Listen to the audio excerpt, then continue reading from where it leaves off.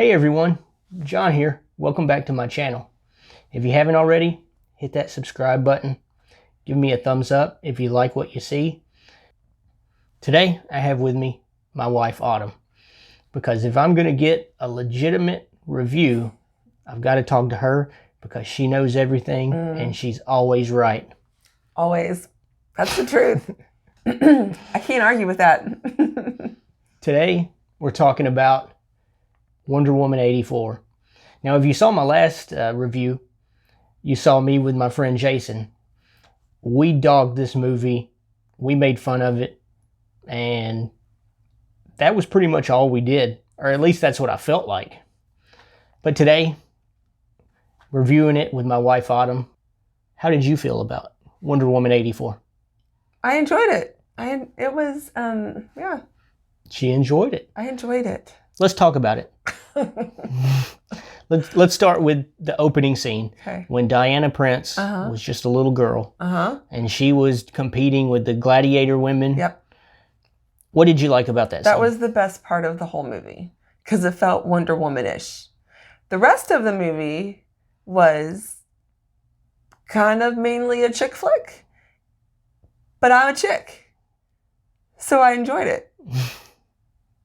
So there you go. Okay. But the beginning part was definitely more Wonder Woman, and I liked it because it was intense, it was interesting, it was otherworldly. So it was, good entertainment. I did like that opening scene as well. You get to see Wonder Woman as a little girl before she was Wonder Woman. She's little girl Diana Prince competing with the women, and you get to see her competing with everything she has, and you think to yourself, and that is why she is Wonder Woman and the other women are not. And you think she's going to win. Yeah, you think she's going to win. Until. Can we do spoilers here? Oh, yeah. Okay. We're assuming that everyone's already seen it. Okay, good. Yeah. Well, because she doesn't win. And you think she's going to win. And then she doesn't. But she almost could have. They say, oh, you took a shortcut, so you don't deserve to win. The way I saw it was she found a way to make it work.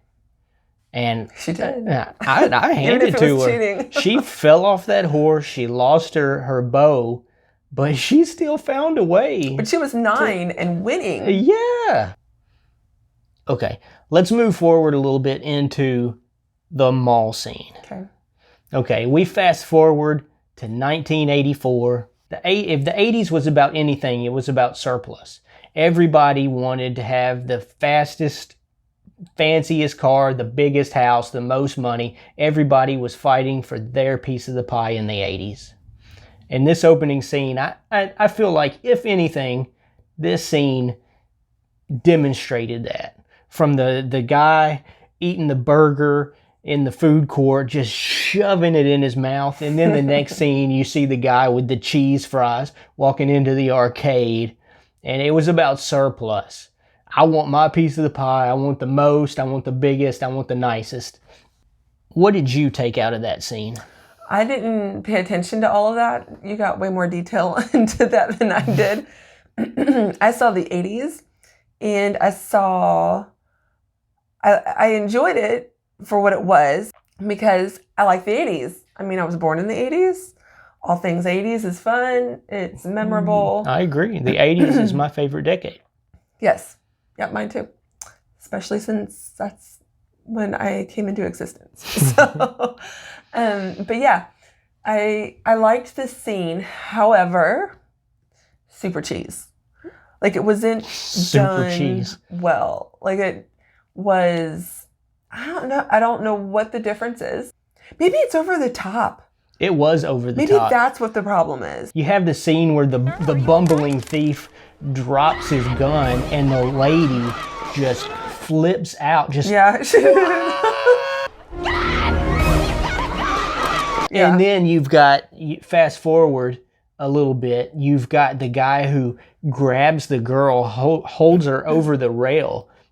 There's a close-up of the one thief, and he's just screaming at the top of his lungs. It was so over the top. Yeah, it was. It was all over the top. It was all super cheese. But if you go into it open to cheese, cheese isn't so bad. Well, I went into it with higher expectations. True. We came off of the first Wonder Woman. Yeah. It was fantastic. I really enjoyed that one. That one was a good story. Had a good plot, good acting, good cast. I overall enjoyed the original Wonder Woman. I'm stoked about Wonder Woman 84. I go into this with high expectations, and unfortunately, I was let down. See, I think I had started to hear the bad reviews on it, and so I started to think that it wasn't going to be as great as we had hoped. So I went into it more middle of the line, not expecting greatness, but hoping for the best. So the first Wonder Woman was definitely more like superhero-ish, and you've got all the superhero movies that are out, and it was very much similar to that. This one felt more cartoony in a way, I think. Yeah, I agree. And I think that's what the difference is. I don't know what happened in between and why it ended up where it did. But yeah, I feel like throughout the movie, it started out great with the scene with Diana Prince as the little girl, and you're super stoked. You're like, yes, that is why she's Wonder Woman. And then you fast forward into 84, you get into the super cheese mall scene, and then from there, fast forward in deeper into the movie. Then suddenly it turns into more cheese. Yeah, more cheese, and then what you called a chick flick. Yeah, it's very chick flickish.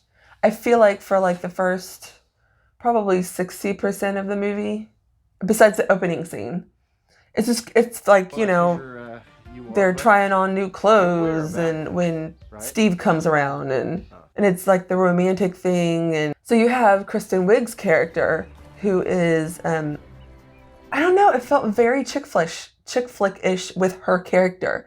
I think that's what made me feel like it was more of a chick flick with Kristen Wiig's character. I enjoy Kristen Wiig quite a bit. She's a goofball, she's funny, but to be in like this kind of movie didn't seem quite right with the normal movies she does. Yeah. But her character was a goofball. So I can see why if they chose her, but then it turns into her being a villain. It's funny you would describe her as a goofball, because that's exactly how I described her in my last review with my friend Jason. If you haven't seen that, go ahead and watch it now. Don't watch it now. Finish this video and then watch it. There you go. Yeah. So, I mean, I just felt like a chick flick because of Kristen Wiig's character. I think that's the main thing of it. And then the whole love thing going on also adds to the romantic comedy type feel to it. Mm-hmm. Until things finally get serious, and then you get closer to the end where, Diana has to take care of business. How did you feel about the scene with the invisible jet? Now, knowing that you don't follow the comic books, what did you know about the invisible jet? I didn't know. I know zero. You know zero. I know as much as I've seen in that one movie. So I didn't know that was a thing. Wonder Woman has an invisible jet. I did not know that. Yes, she has an invisible jet. Well, there you go. That's where that scene came about. I'm now educated. I didn't follow the comics either, but I knew she had an invisible jet. So I never knew how she got the invisible jet. In this movie, we find out. The way she got the invisible jet was she stole it, and then she did this little magic spell and turned it invisible. Mm-hmm. And then they went through the fireworks. So tell me, I have a question for you then. Can she fly? Because at the end of this movie, she started flying. No, she doesn't fly, because that's why she has the invisible jet. That's what makes me wonder. And I thought at the very end of this movie, I'm like, why is she flying? But she can lasso the lightning and do a Spider-Man across the lightning. But in this movie, she learned how to fly through Steve, which is nice and romantic. However, I was like, that doesn't seem to fit with her character, like from what I know of Wonder Woman. I haven't followed the comic books, so other than flying in an invisible jet, I don't know if she flies. Okay. Well, I mean, at the end of this movie, she does. So there you go. But does she in the comics? Is she supposed to fly? If you know part it, of the cheese? Comment. Let us know. Does she fly in the comics? Let's talk about Maxwell Lord. Yeah. Mm-hmm. What did you think? Cheese. Cheese. Okay. Maxwell Lord in this movie is played by an actor I like, Pedro Pascal. Okay. He was in The Equalizer 2. Mm-hmm. He's in The Mandalorian. So I like Pedro Pascal. I was really looking forward to seeing him in the movie. On the initial viewing of the movie, I really enjoyed his character. And then I started doing some research on the character in the comic series. Maxwell Lord in the comics is a very manipulative, tyrannical businessman. And in the movie, he was portrayed more of just a bumbling, slimy, failed businessman. I am not a loser. He's a loser. Running a Ponzi scheme, ripping people off. And it wasn't until he got the stone that he received his power. So seeing this character interpreted as he was on screen, I don't think it really represented the character as well as it could have. But that doesn't mean that we can't see this character progress and grow into the tyrant that he is in the comics. Well, at the end of the movie, he seems like a loving father, and he's done with his ways. You think so, yeah. But yeah, you see him at the end. He gives up his wishes. He runs back to his son, confesses that he's nothing but a loser and a liar. I've been lying to you. I'm not a great guy. In fact, I'm a pretty messed up loser guy. And it seems like all is well. Mm-hmm. Which brings me to another point. Nobody goes to prison. Nobody gets killed, and nobody goes to prison after all of this.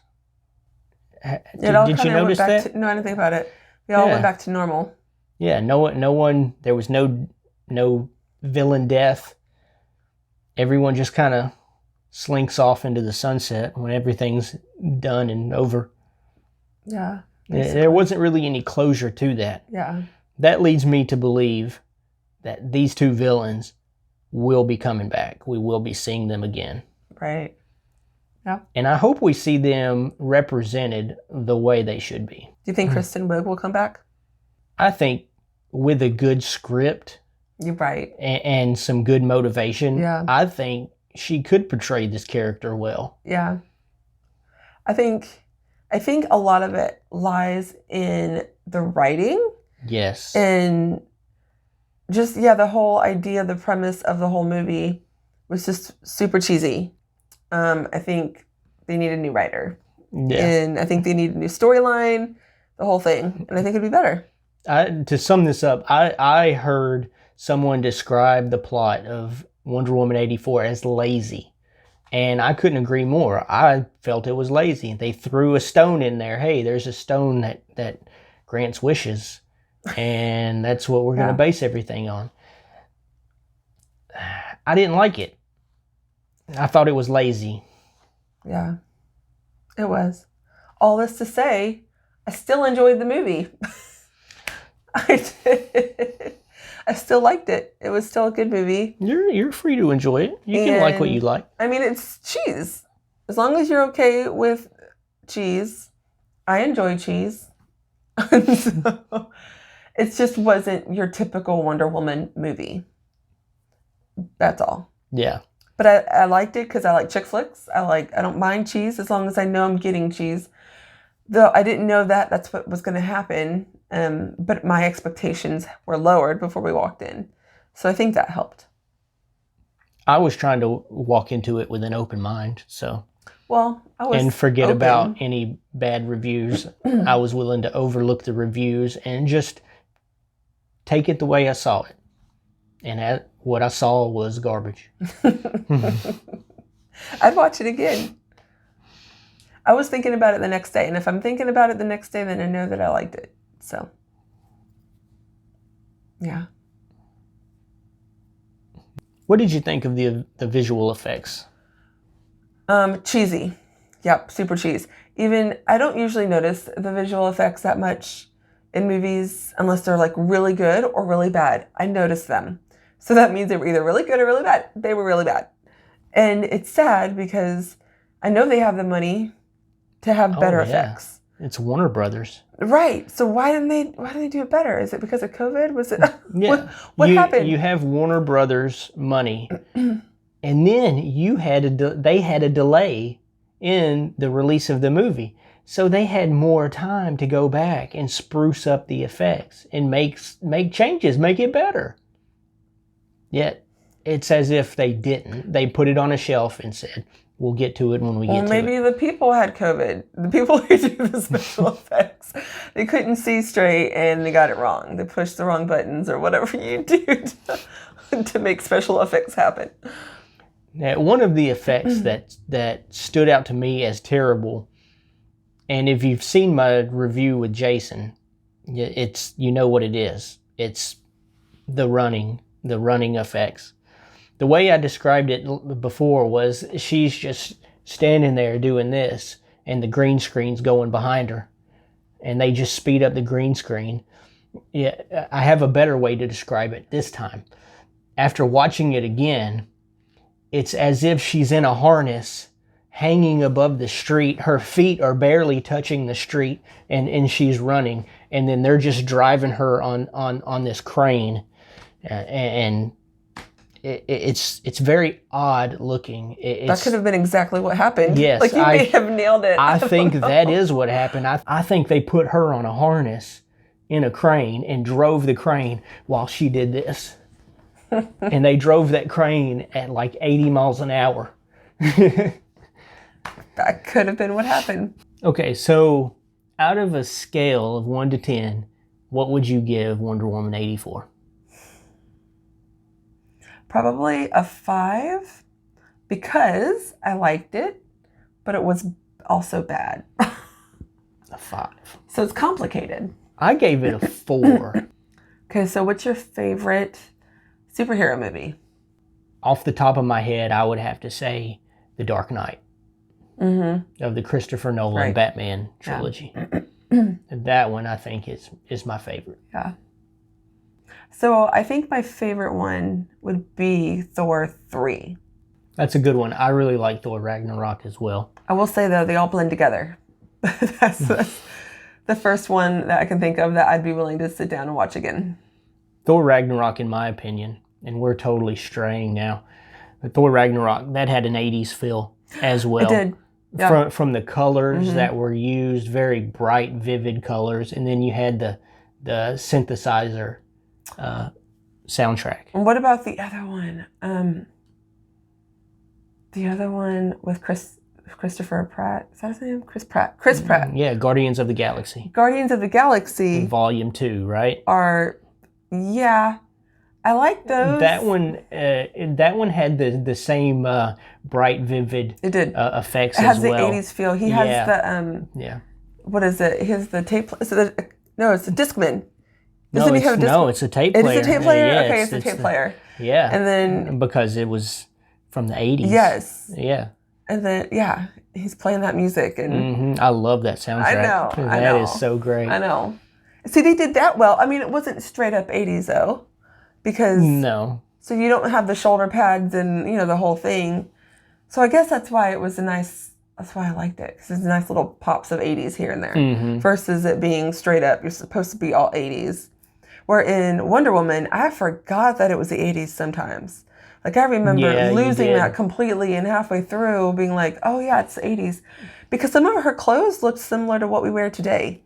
And so, I mean, she had the shoulder pads, but I mean, besides that, her whole style was basically today's style.